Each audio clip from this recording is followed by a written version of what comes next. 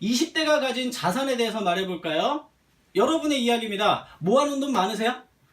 갖고 있는 지식 많으십니까? 경험 많으세요? 사실 쥐뿔도 없는 경우가 더 많습니다. 죄송해요. 하지만 젊을수록 갖고 있는 자산이 크게 두 가지가 있어요. 첫 번째 건강이고 두 번째 시간입니다. 그런데 이 건강과 시간이 상호작용을 한다고 하는 것이죠. 건강이 좋으면 시간 관리도 잘하고, 건강이 나쁘면 당연히 시간 관리도 엉망이 되는 경우가 많이 있습니다. 그럼 시간 관리를 어떻게 해야 되느냐? 가장 고전적이라고 하는 시간 관리의 4분면에 대해서 한번 이야기해 보겠습니다.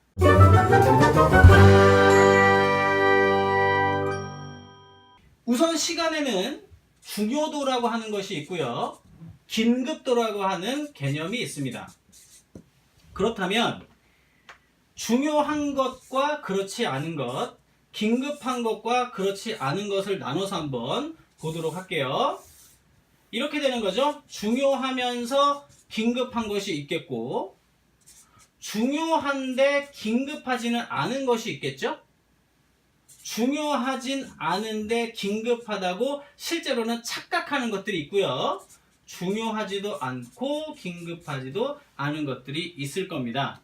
첫 번째 우리가 살펴봐야 될 것은 뭐냐면, 어디가 제일 중요할까라고 하는 거죠. 우리는 보통 중요하고 긴급한 게 제일 중요하겠죠 라고 말하지만, 실제로는 여기가 훨씬 더 중요하다는 게 첫 번째 포인트가 되겠습니다. 중요하지만 긴급하지 않은 것, 앞서 말씀드린 뭐죠? 평소에 건강관리하는 것, 내가 나 자신을 알아가는 것, 이런 것들이 차곡차곡 자산으로 베이스를 깔아줘야지 진짜 긴급한 것들이 왔을 때 제대로 써먹을 수가 있겠죠. 평소에 준비가 안 돼 있는데 어느 순간에 갑자기 하기는 굉장히 어렵다는 것입니다.